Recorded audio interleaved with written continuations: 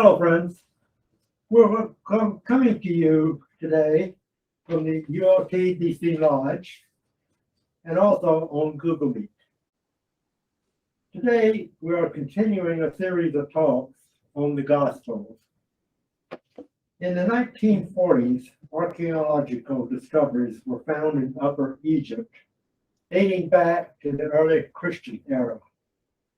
These Gospels are very similar to the ancient teachings of theosophy, which we are carrying on as passed down to us by H.B. Blavatsky and William Q. Judge.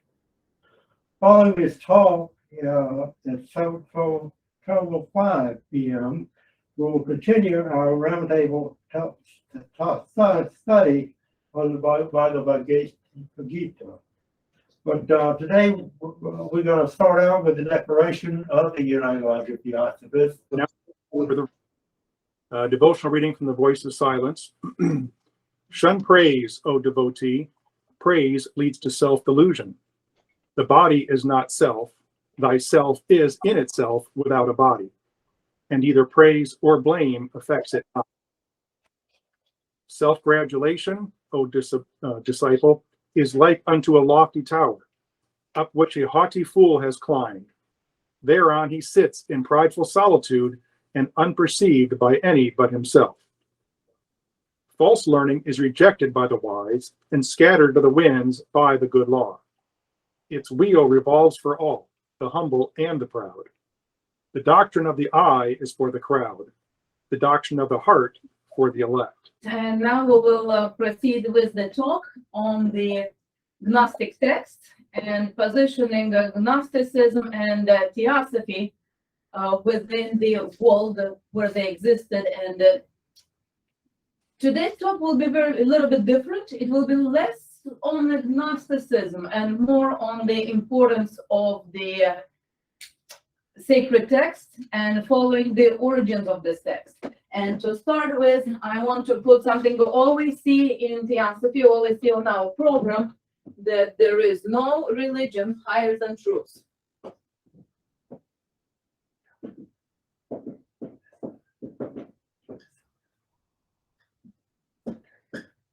It's almost assumed by us, we know this, but what does it actually mean? That there is no religion higher than truth. And this statement in the Theosophy is very profound and very important to the teachings of Theosophy. And to illustrate this, we'll go far, far in history and look at what happens to a sacred text in history and why it is so important to stay with the originals and to really follow original sacred texts written by the masters and the theosophical text. I would like to start with the Zen story. And the Zen story says, there was a student and he was walking to his master to get a lesson. It was a hot day and he was carrying a cup of water with him. He came to his master, he set the cup of water on the table and said, Master, I'm here to learn the great truths that you have to convey to me. And the master said, okay, just wait a second. I want to make some tea. And master proceeded making a very aromatic, very, very good tea. And the student kept smelling and all the aromas of the tea and thinking how much he wanted that tea too. And then master served himself and never offered anything to the student. And the student said, Master, but why don't you offer me some? I would like some tea too. And the master looked at him and said, your cup is full. First, we need to empty it, then I can pour you some tea. So, having said this, we often come with our cup full and want to learn the religion that is higher than truth. So, emptying that cup is really critical. And understanding sacred text and understanding religion and understanding also theosophy in the context that it exists. There is a notion that you can only understand things within your level of comprehension. And again, I'll give an example. If somebody says, I bought a Ram 1500, somebody who lives in America and knows what the trucks are will say, oh, this is wonderful. I know what you mean. That will give you lots of capacity. Somebody who has no idea what RAM 1500 is will say, what is that? And you start describing, well, this is a truck. What is a truck? It has a bed where you can put things. What is it attached to? Well, it's attached to 4 wheels, and how does it go forward? So explaining the sacred text is the same thing. You have to explain them within the context and understanding of the audience. And the more open our mind is to understanding them, the more free from our own water, the closer we can come to comprehending what did they mean.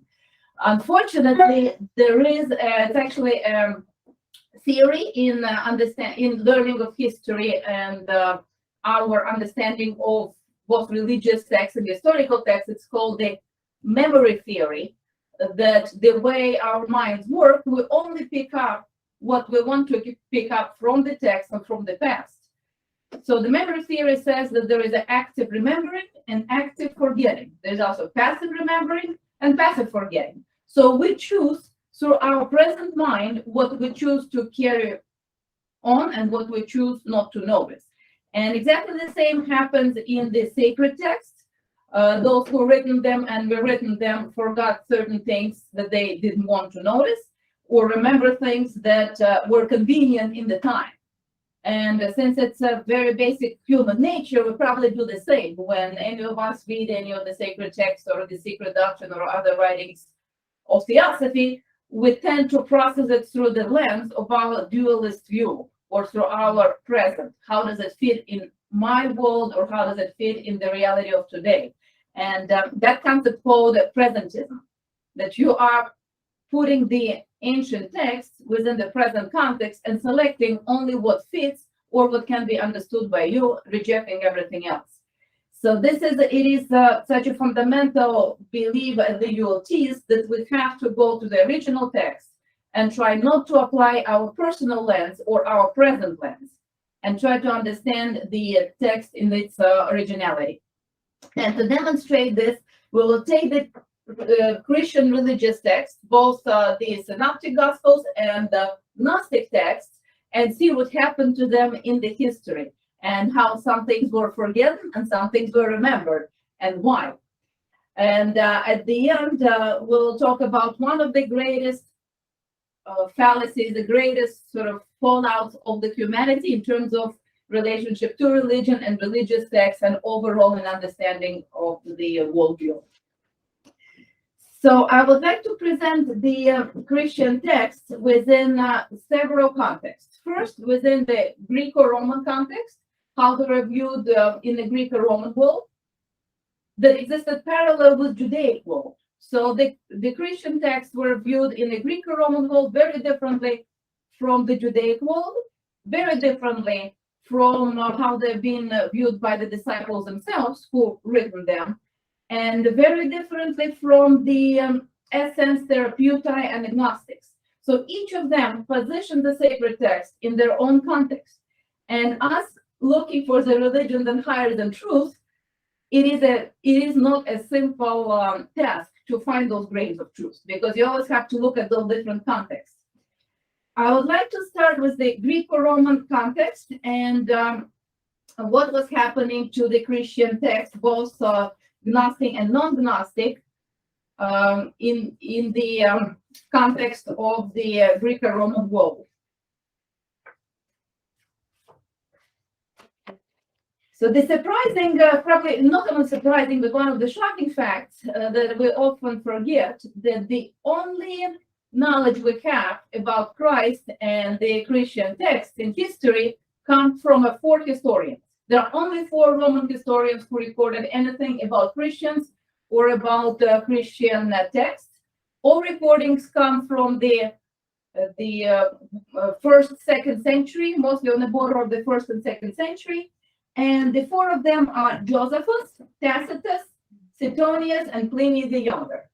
And again, to understand how Christianity was viewed and how the Christian sacred texts were viewed, it's very important to go to the sources itself. So this is what the student did. I actually went to 4 of the historians and read their original writing about Christians, because when we look at the history through the lens of present, through the presentism of us often living still in a Christian ideology and a worldview. When you look back at the Roman Empire, what we remember is persecutions of Christians, torture of Christians, all of the stadiums with Christians being killed. Now let's look what's happening actually in the Roman Empire and their relationship with the Christians and Christian texts from the historians that reported about them. So the first one is Josephus. Josephus is a Jewish historian who is working for the Romans. So he is the one who basically said that he will be an advisor to the Romans on Judaic history. So the closest which we know of Jesus Christ coming from Josephus, who is giving us a record, and this is one of the most fascinating records, and with this you will see why it is so important to really follow the theosophical text and sacred text and their originality. So here's what Josephus says. About this time there lived Jesus, a wise man, if indeed one ought to call him a man.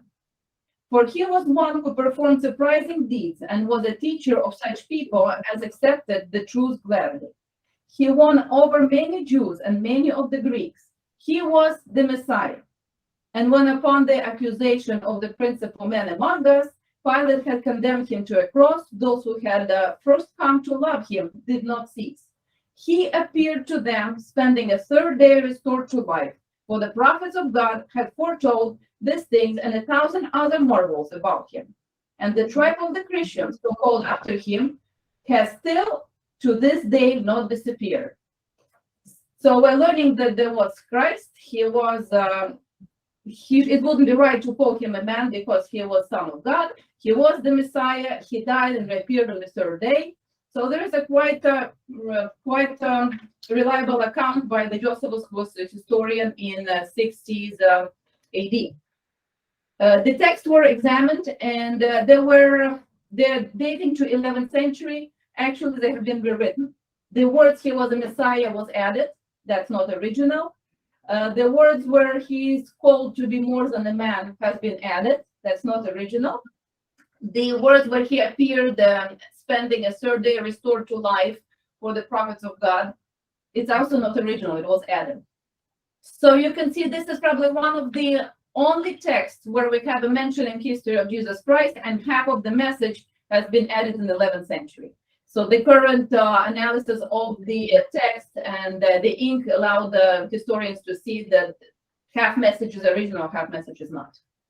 So again, the entire image of Christ is being altered from being a great master to being a God. And this is where the Gnostic beliefs are being suppressed, and Christ is becoming divine,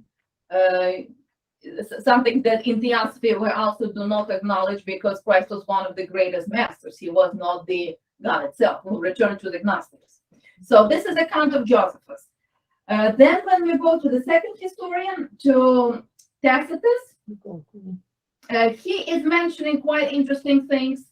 He basically talking about persecution of Christians, and the way he is referring to Christians, he says that basically they have been severely punished by Nero, but truly they profess a very new and mischievous belief that is disturbing in the entire society of Rome. So he's not fond of Christians. He's calling them having a new and mischievous belief that is a disturbance to the order of Rome.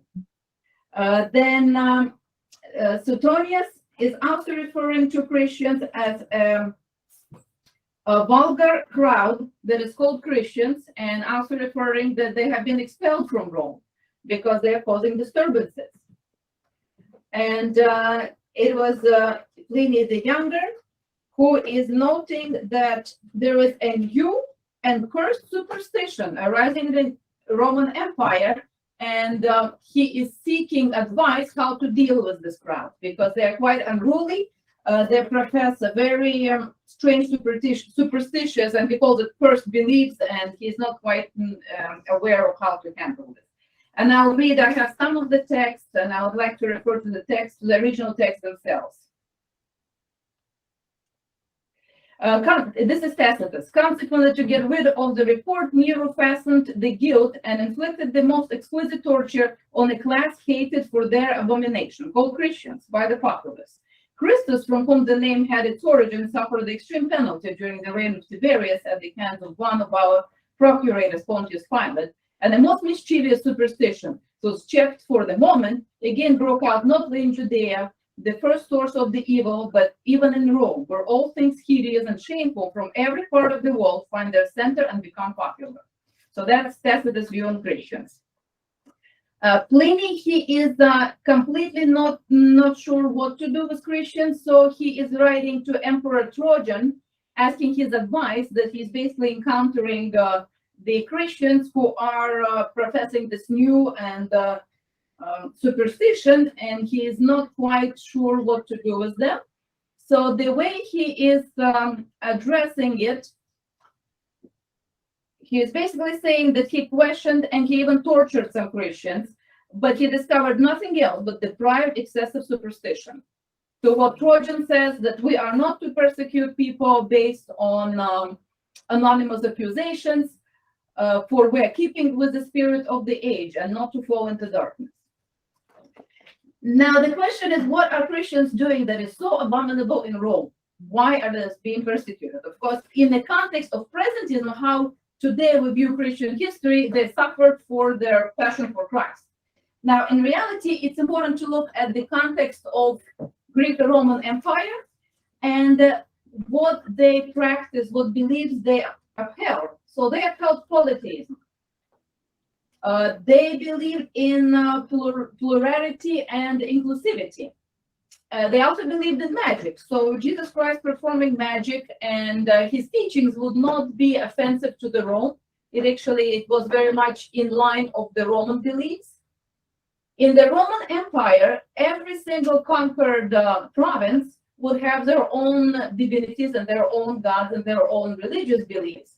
And the Roman Empire would absorb that with an understanding that their gods and their religious beliefs are not confronting and not being against the Roman beliefs. That any conquered province would have to acknowledge the Roman gods, but then they can practice their own religious beliefs. So what they all find so unacceptable in Roman Empire, that Christians are the first ones who say, it's basically our God or the highway. This is unheard of in Greco-Roman world, because every religious belief was integrated and incorporated in the society. So for the first time, seeing a group of people that says that it is only our God and our way of worship and our beliefs, and everyone should convert to that, and there is no other way, everyone else is cursed to damnation. That was, as Pliny was calling it, most deprived superstition. It just doesn't make sense in the pluralistic world of a Greco-Roman Empire. So this is where the Rome is vis-a-vis Christians, because the Christians that are moving into Rome are of that belief that it is only their religion that should dominate. Now, going back to the Christianity and their own divisions, now we will take Christ and the Gospels within the Judaic context, because by definition, they are Judaic texts that were originated by the disciples of Jesus in Judea.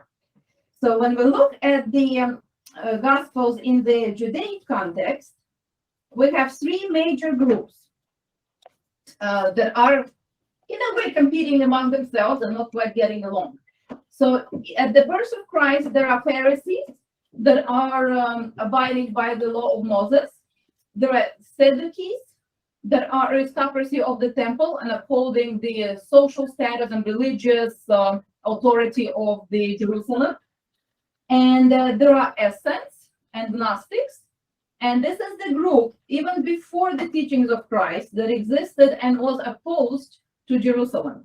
So Gnostics and Essenes are in opposition to the hierarchy, they are in opposition to the strict order, to the aristocratic rule of the Sadducees, and to the strict interpretation of the law by Pharisees.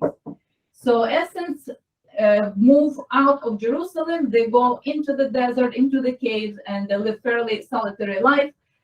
We've covered them in the previous talks. And then there is another group that are by historians called force philosophy.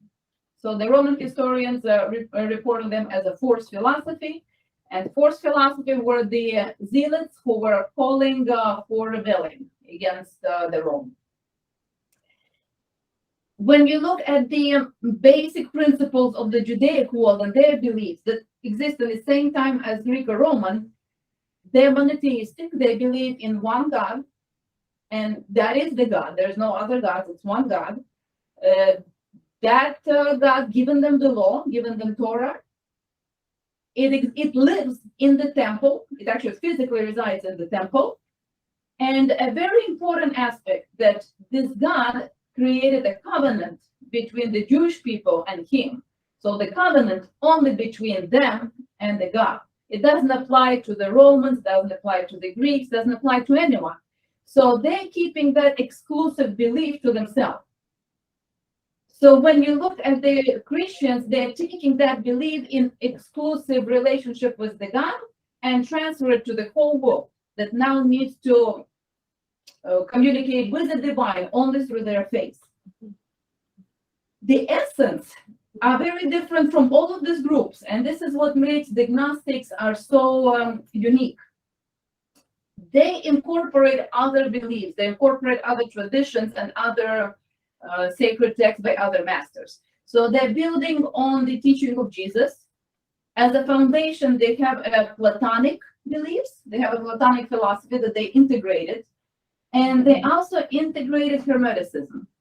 So they're integrating all three traditions, and they are not professing that basically one can be saved only through them.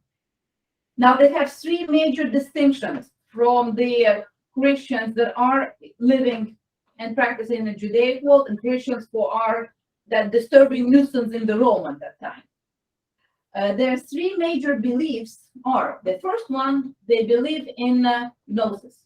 They believe in knowledge. So this is, again, the parallel with the theosophy, that we believe in knowledge and that there is a religion, there's no religion higher than truth. Search for the ultimate knowledge and the ultimate knowing of the divine and of the realms. They have very interesting definition of knowledge. So there is no faith, there's no just blind belief, it's knowledge. And in English, there is no word for that. We have just knowledge, but we have that word in Spanish. It is the saber and conocer. They believe that the knowledge is always the one where you personally know something. It's not like, it's even in English language hard to describe what it is, but it is basically, we know of Christ from all these texts. So this is not a direct knowledge. The disciples of Christ knew of him directly. That was direct knowledge. So Gnostics believe that they have a direct knowledge of the divine, that they are direct linked themselves and they know it directly themselves. They don't need to be meeting someone or retelling stories. So they have that direct knowledge. The second, they do not believe that there is a worldly reincarnation of God, that Christ is a great master. He is a brother. They actually call him a brother in their references. But the true divine is omnipresent. It always existed. So it's very much theosophical principle. It always existed, always was there. It's never been created. It's not understandable. And the Christians in the Judaic world and in the Greco-Roman Empire, they don't agree with that because they believe that Son of God is Christ, and he is the God. Now, and another very interesting aspect to understand is that there were at least 5 sons of God in the time of Christ that are referred in history as sons of God.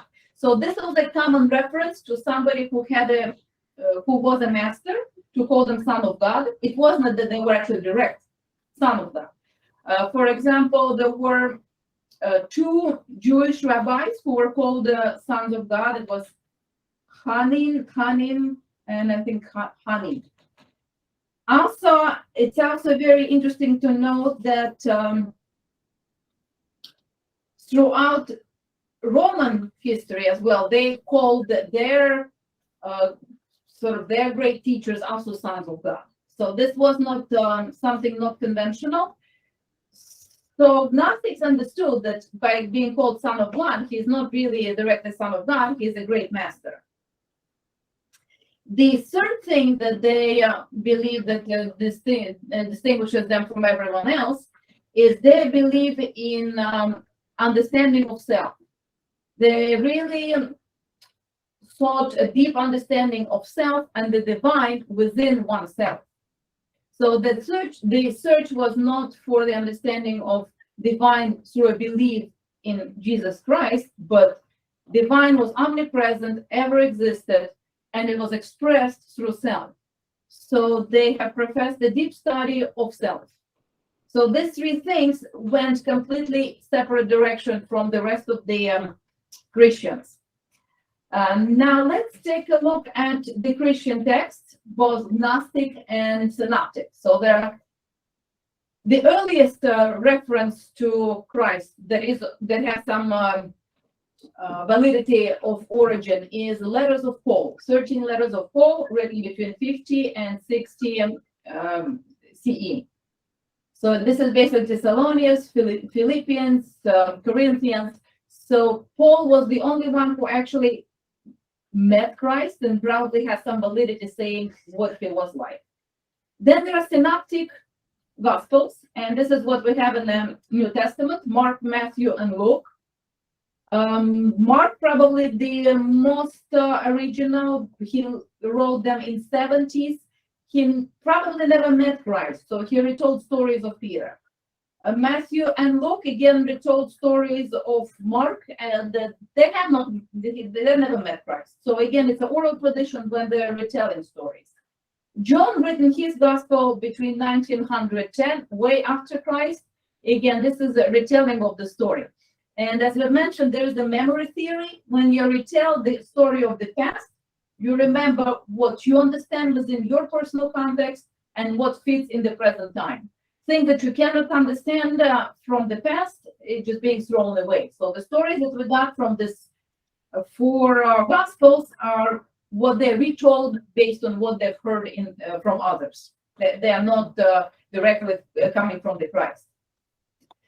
Now the Gnostic Gospels. There are two sets of Gnostic texts that were found. One the Hammadi Library, and another one is the Dead Sea Scrolls.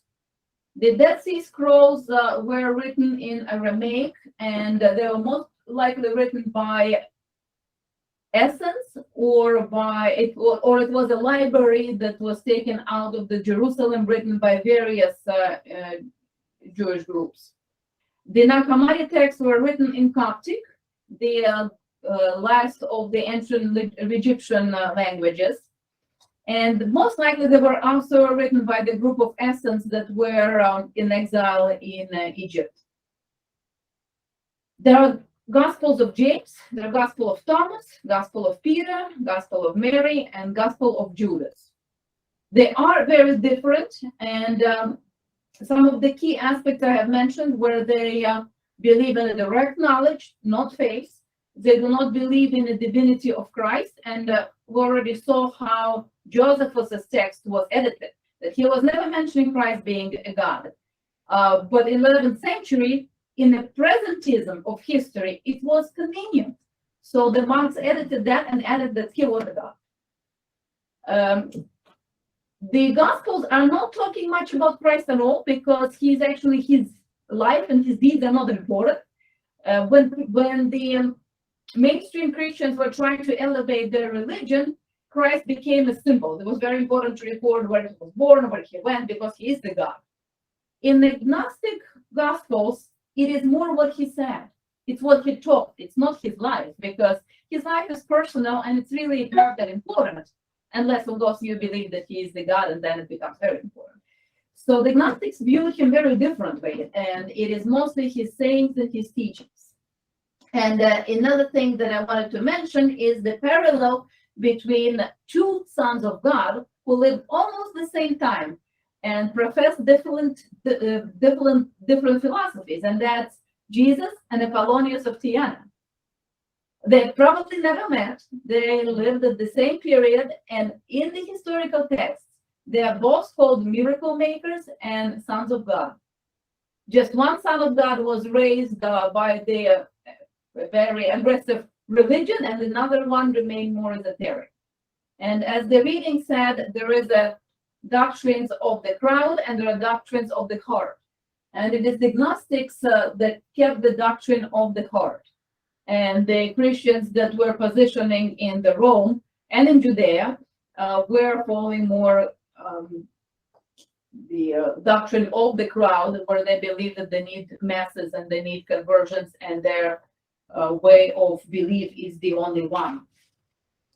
Now coming back to why this is all important for theosophy and for us in our understanding of the sacred text, be it from other traditions or theosophical. There is no religion higher than truth. And what happened in the Greco-Roman world, what the four historians attest in their writings, for the first time in that context of the world and the way we think of the world, Christians brought religious exclusive commitment. A religious exclusive commitment was not a norm. It was absurd. It was this absurd superstition let me call it again, the cursed superstition, mischievous belief, vulgar crowd. All of these references are not to the teaching of Christ. They are references to the belief of Christians in the exclusive religious commitment to Christianity. In the Roman world, that wasn't heard, and it didn't make sense. But this is what is happening, that they are trying to establish for the first time this very exclusive relationship with the divine and exclusive commitment just to one religion. Basically, that says that if you are Christian, you cannot believe in Judaic faith, you cannot be Hermetic, you cannot be Platonist. So to Romans, it doesn't make sense, because A does not exclude B and B does not exclude C. You can be everything. All you need to do is to bring the offering to the Roman gods because they're connected to the stateful. But you can believe in anything. So for the first time in the history of ancient world, at least in the Greco-Roman world, there is this exclusive commitment that you have to be this, but not that. And one eliminates the other. And it persisted for 2,000 years now. And this is the greatest fallacy of humanity, that one master has to exclude the other master. One sacred text has to exclude the other sacred text.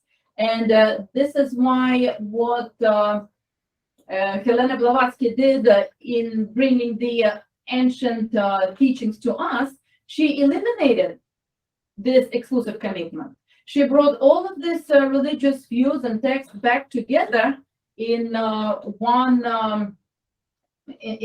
teaching, showing that one does not have to exclude the other, that indeed, like the Gnostics taught us, the God is omnipresent, it has never been created, it is not being embodied in any one specific person, it's been embodied in all of us, and through our dualistic view, we can profess all of these beliefs without excluding the others. So this was again the beginning of separation that we, fortunately, as a world still uphold, that you cannot be a Muslim if you're a Christian. Right now, to us, this is very logical. That's how we live. But that was not the case of the Roman Empire. You could be, the Islamic Christianity did not exist yet, but you could be Muslim and a Christian, and it was not self-exclusive. So this is a very profound and very blinding belief that we're still upholding today, that we're often not even aware. And during this talk, we try to trace how it was formed and how important it is to profess the teachings of theosophy, of bringing all of these beliefs together and referring to original sacred texts.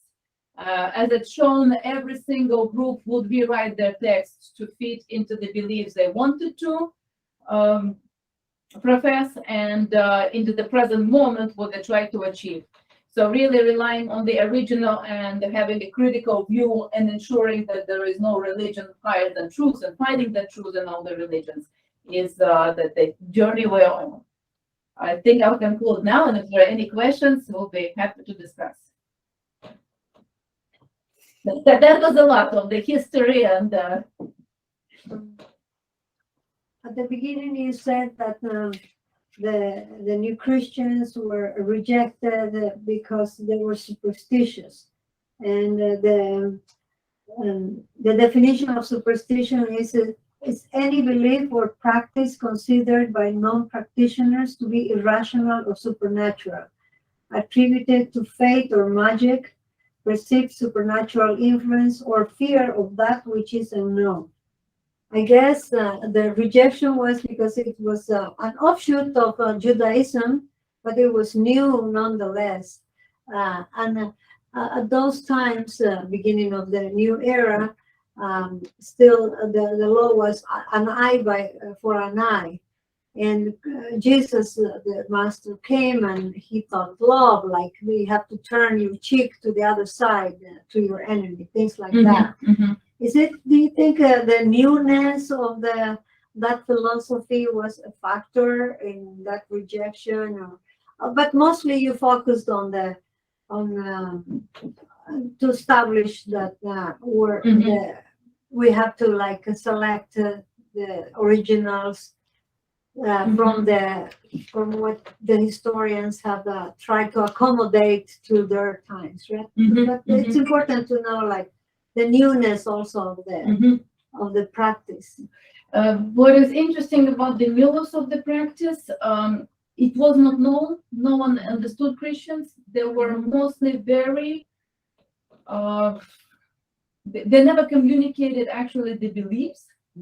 Because those Christians who were acting in Rome, it was more of trying to convert everyone, but there were not, there is no record of what actually Christian beliefs were in the Roman Empire. It was not widely understood. The only records exist by these four historians that the Christians who arrived basically not putting the offerings for other gods and demanding everyone to believe in their God. So that was the only point of contention. Yeah. Because Romans did not really care what you believe in, because there are so many conquered people who brought their beliefs that did not bother with structural belief. For them, it was politically charged. If one group in the empire suddenly starts saying, my God is the only one, and it's better than Roman gods don't exist. So it's dangerous to the system of the empire, to the holding the power. So that was the only contention. That's how we know that the Christians arrived to Rome, not just to teach, actually opposite. They were not teaching not eye for eye. They were teaching that if you're not with us, you're against us. It was opposite. I believe that they came with that sort of household attitude. No, you're not with us, you're against us, and there is no way of reconciling you. But Romans were very diplomatic with religions. They had to hold a very large empire together, and they were trying to negotiate among different religious beliefs. So that was that's the only record that we see on that. Actually, what is interesting that in all four historians, only Josephus mentions Christ. Other three don't ever mention Christ. There's no facts about him. Nobody knows who he is. They're just mentioning the group that's causing troubles. And they were causing so many troubles, they had to be expelled from Rome. So if you're expelled from Rome, you're not just peacefully teaching, you're creating disturbances. Yeah. So that's also interesting. So this idea of God is very historical. But when Jesus came along, then those who followed him viewed him as God. Is that how the turnaround was? Yes, here is an important, because again, the followers of Jesus, and Jesus did not come out of context. There is this Judaic belief that Jewish people have a special covenant with God. They are special people, and only between them and God you can actually have the salvation, or they have that special relationship. But they never tried to transfer this to anyone else because it's them and the God. Christians operated in the same philosophy of special covenant with God. They have the special covenant with Christ. But as Jewish kept it to themselves, like others were not part of it. If you're Roman, you have no special covenant with God, never. We're the chosen people. Christians took that belief and extracted it on the entire world. So everybody who's Christian has special covenant with God. Everyone who's not Christian has no covenants with God.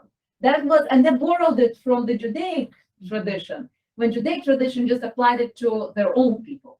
So that's why in the Greek or Roman world, yes, they practice some strange things. They believe that there's only one true God, but who cares what they believe? They don't bother anyone. Christians took that belief, run to Rome, and started creating disturbances, enforcing that this is the only true God. And to Romans, it was not only dangerous to Roman Empire, but to every other conquered group of people, because what do you do with that? Their God's also not valid. Who are those, basically, that were acting as lunatics? It was very dangerous.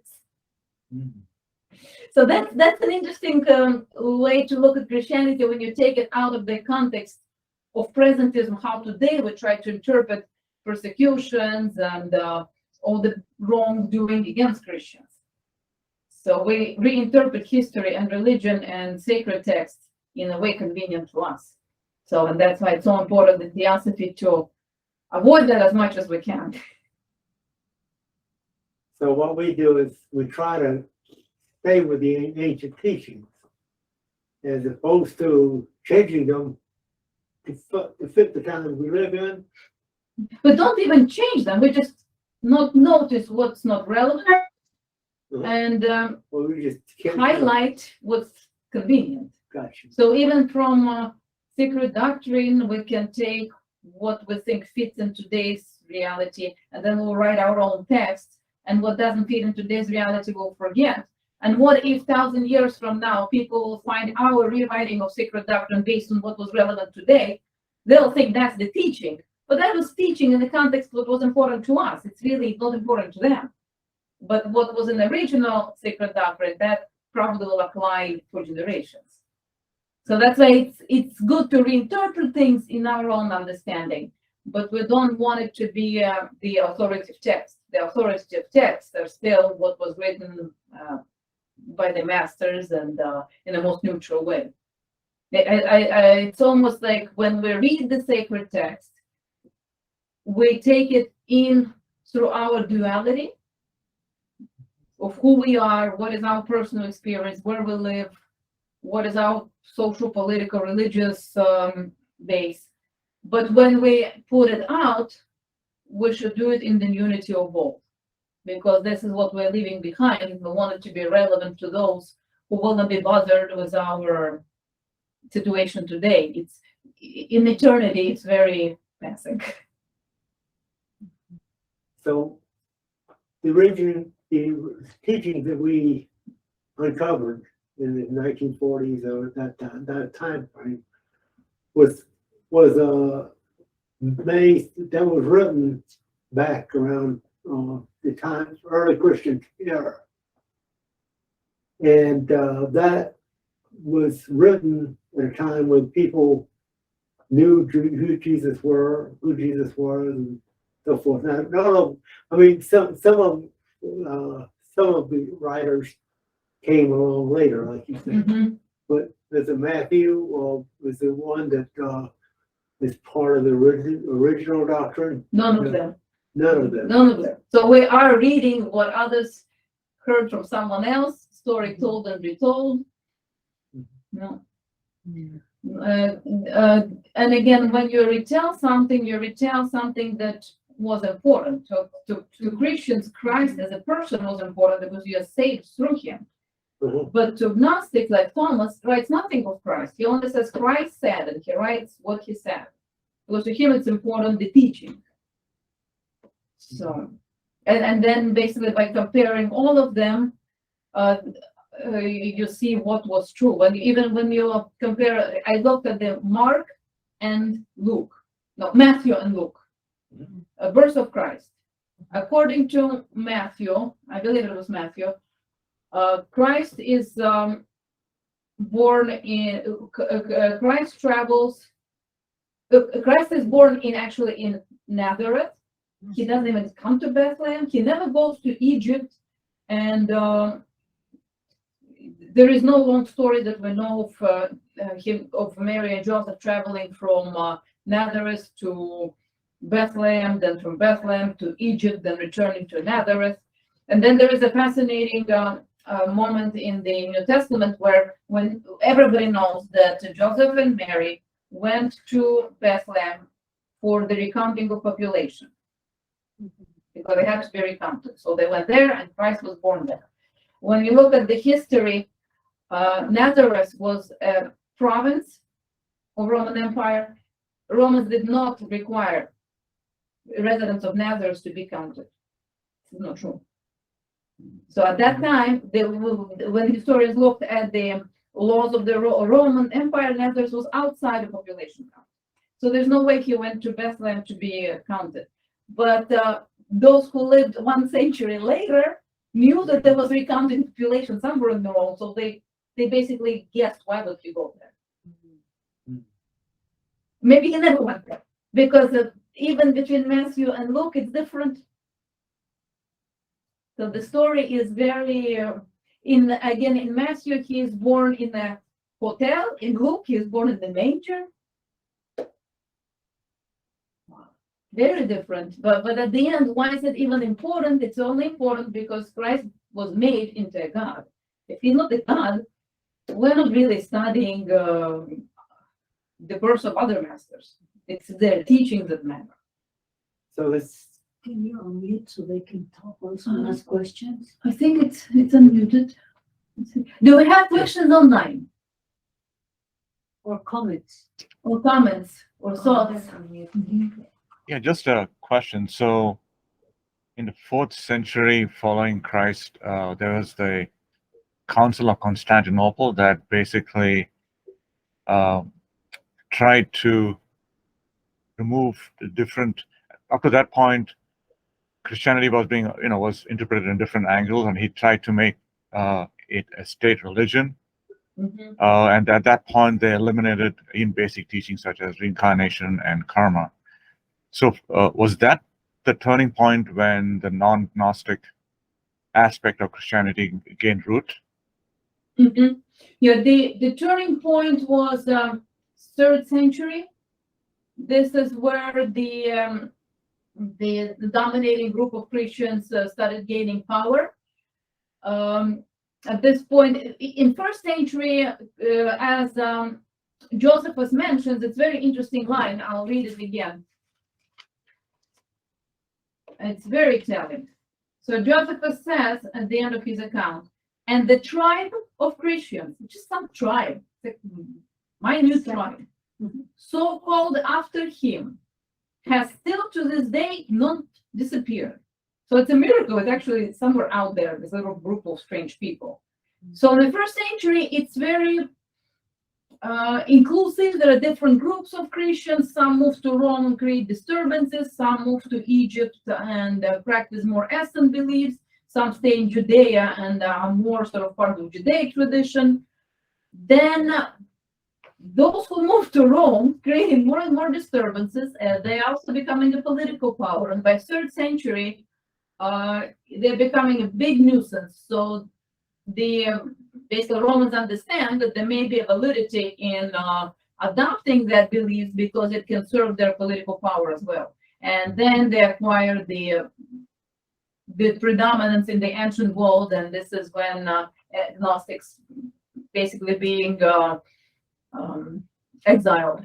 So they're no longer safe for them to stay in Judea even. They're being exiled, they move to Persia, they move to Egypt. And that's very much a turning point.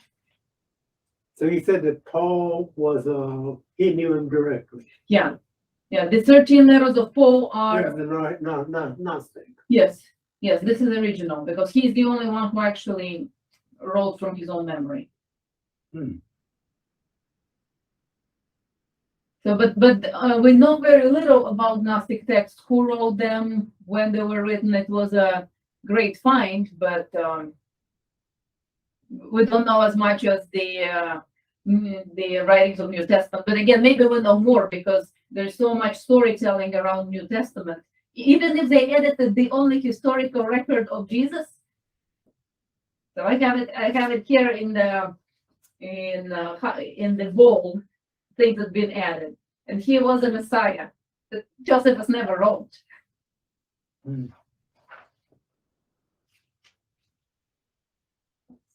So I guess in my memory is that the around 200 was one of these versions that we found in 1945. Were somewhere around 200 or before. Mm-hmm. Yeah. So that was the original thinking around the time Jesus came. Mm-hmm. Mm-hmm. And to me, it's still probably one of the most important lessons from this is this religious exclusive commitment, how it was created by Christians, that it's this or nothing, and it existed in the Western world for almost 2,000 years, basically until sacred doctrine, that brought together all the religions and all of the philosophies and said they're not exclusive. It's all the masters of the same source. You mentioned Apollonius of Tyana. I found that, well, I'm looking at Wikipedia, but of course there are better texts to read from, but just wanted to see when he was alive, right? He was born in 3rd century before Christ up to 97 AD. And one interesting thing that says here is that the most beautiful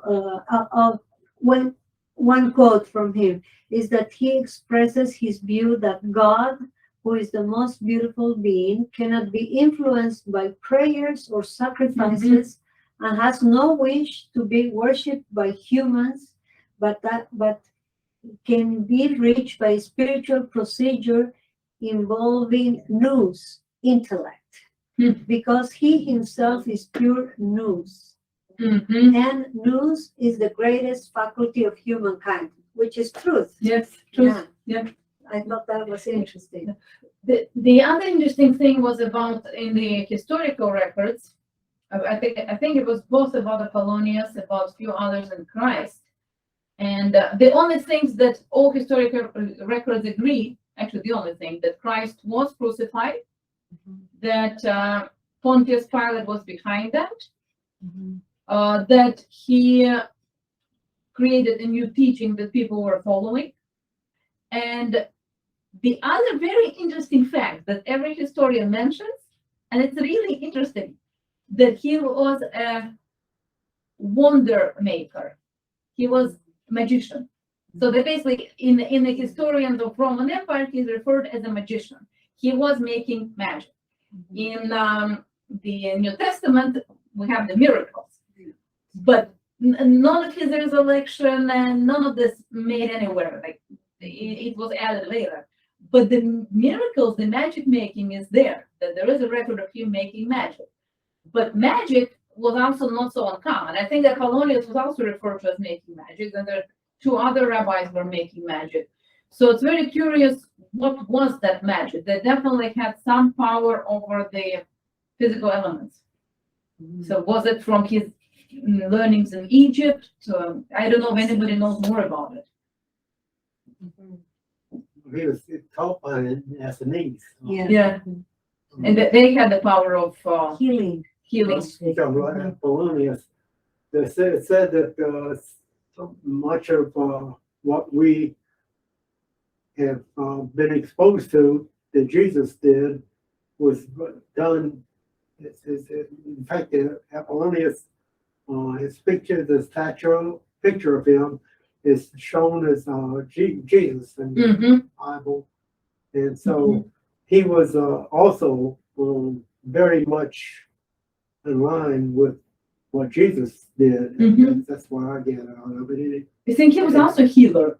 I believe Apollonius also raised there wasn't somebody like Lazarus, that he raised somebody. Raised from the Yeah, from So the it's very dead. similar.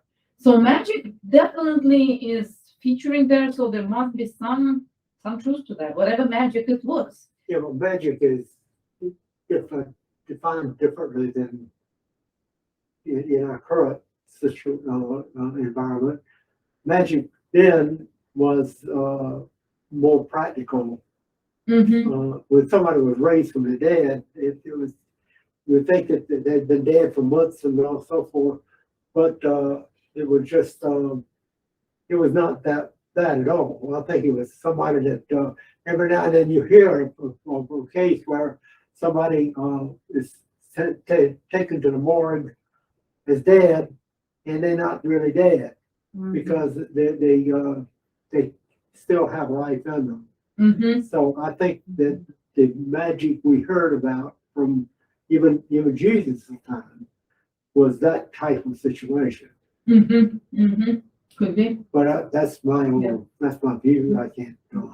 Yeah, the other thing I didn't mention about agnostic texts, what they're referring to, this, I don't know if there is a relevance to theosophy, it's something to be examined, but they are very, very detailed on their apocalyptic view of the world. So they're basically in detail describing the apocalypse, how it will happen, the 40-year-old war that will happen, there will be sons of light fighting the sons of darkness, how the sons of light will prevail. It's very detailed. In most of the texts, it's positioned within their present reality of fighting the Roman rule, but I tend to think it goes much more. It's much more esoteric than just that. That they're definitely referring to some great combat between the sons of light and sons of darkness, and not only they go through the greatest detail of that 40-year war, they even give instruction to the generals of that time how to position themselves to win the battle. So it goes in a very detailed instructions how sons of light should be fighting, not to be on the defeating end, and it's a bit bizarre. I don't know what to make of it. I didn't talk about it because it does relate to theosophy, but it's very interesting. It's very detailed, it's strange and bizarre, but here it is. 40-year war of the sons of light and sons of darkness before the eschaton, the end of all. Whatever he was implying, hard to say. Well, he said himself, I think I remember there's a quote from him, that he was the son of God, but he never said it was God himself. Did he? No, and son of God, like even in Roman Empire, like there were so many sons of Zeus. The Zeus had a relationship with the mortal women, and then all the semi-gods. It was normal. Well, we're sons and daughters of God. Yeah, yeah. Yeah, the whole Because reference to he some made us in gods. his own image, right? Mhm. So that implies that we're Oh, here to do his work. That's what Mhm. happened. Yeah, no, the reference to Son of God, that basically there were gods, there were great gods, the daimonia, local gods, all of the element gods, and then in the Roman Empire there was a whole category of sons of God, and they would list all the sons of God who they were, basically all of the teachers and masters, and even great generals will become sons of God, demigods, and then the humans. So he didn't say that I'm the only begotten son of God. No. How can you be only if there is a whole hierarchy of sons of God already exists? Well, in reincarnation, I'm going to muddy water up a little bit. When we come back, there's great confusion about reincarnation, because what reincarnates? Only that essence within us. Mm-hmm. And we have that divine essence, which comes from life to life, and that's what we come back to, that divine essence. We don't come back to this body. Mm-hmm. We are under development. Jesus was far ahead of us in his development. Mm-hmm. seems like that was a more logical interpretation Mm-hmm. than the hearing about one personality being the only begotten Son of God. Yeah, and again, when you look at the disciples in the New Testament of him being the God, basically, the one of the Trinity, in the memory theory, you always look at any record and you say, and because it's oral tradition, both Mark, Luke, Matthew, they say, as I heard or as I was told, so they were telling someone who told them something. Mhm. You always ask, so who is doing remembering? For which purpose? And who is the audience? So remembering of these four gospels that we have in New Testament, they're doing for the followers of Christ who miss Christ dearly, who want to see him walking on water again. So they're doing remembering of things that these people would like to see. Gnostics, who are they doing remembering? For their own esoteric group that more bothered with the teaching. So they're ignoring all of the facts of where he walked on water, what fish he caught. So they're focusing on a whole different thing. And another very interesting fact is how much in a sacred text can be changed. There is a very well-known saying that sooner the camel will walk through the needle than the rich man will walk into the cavern. The camel in Greek was one letter different from the rope. So most likely the scribe missed one letter because it was camel or camelos or camelos, I versus E. Mhm. Christ most likely was saying it's harder for a rich man to walk into heaven than a rope to go through the needle. It's logical. It became camel. This camel has no relationship to the needle. But because somebody made one letter mistake, now we keep telling each other about that camel. When it was one difference in the letter between the two words, camelos and camelos, rope. And it makes sense. It's harder for a rich man to walk in the heaven than the rope to fit through the needle. Logical. But the camel, why would camel walk through the needle? But I was mentioning Matthew, because Matthew, I think, said something about who am I, or something like that. And they said, well, they said that you were John the Baptist of old, and so they believed in reincarnation back then. Yeah, yeah. So knowing that that's the case, if you believe that you can be a different personality, and when Jesus came along, he was a perfected being. That's what we talk about all the time. We are perfected beings,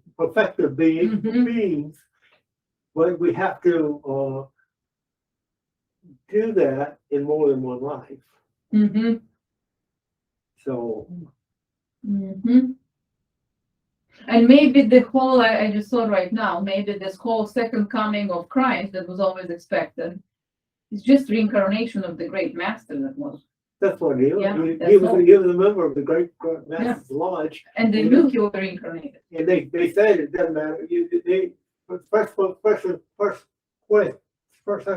thing we ask is, which master? It doesn't matter. Mm-hmm. They're all the lodge. They're all basically the same thing. Jesus taught, he did the Sermon on the Mount.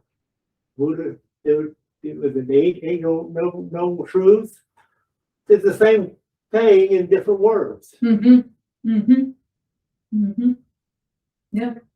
Exactly. And that's why this whole exclusive commitment is so mind-boggling. Like if you say to a Christian, I'm a Buddhist and a Christian, they'll say, you're a sinner. Why? And that's the profoundness of theology. Only the Christians would say that. Yeah. Buddhists wouldn't. Yes. Yeah.